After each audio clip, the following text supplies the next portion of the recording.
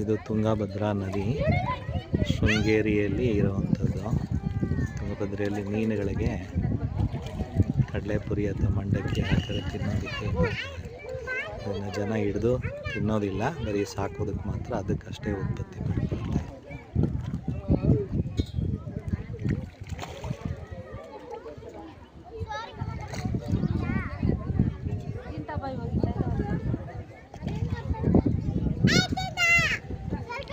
ಶೃಂಗೇರಿ ಕ್ಷೇತ್ರ ತುಂಗಭದ್ರಾ ನದಿ.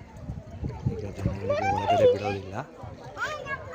ಇಲ್ಲೇ ಶಂಕರಾಚಾರ್ಯರು ಕಪ್ಪೆಗೆ ಹಾವು ನೆರಳು ಕೊಡೋದನ್ನು ನೋಡಿಬಿಟ್ಟು ಇಲ್ಲೇ ಶಾರದಾ ದೇವಿನ ಸ್ಥಾಪನೆ ಮಾಡಿದ ಸ್ಥಳ ಅದು.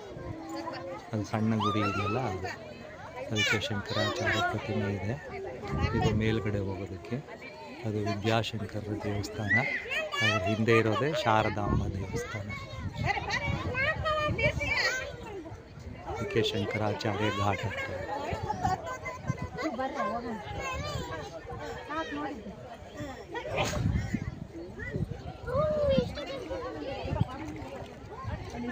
ಬರ್ತದೆ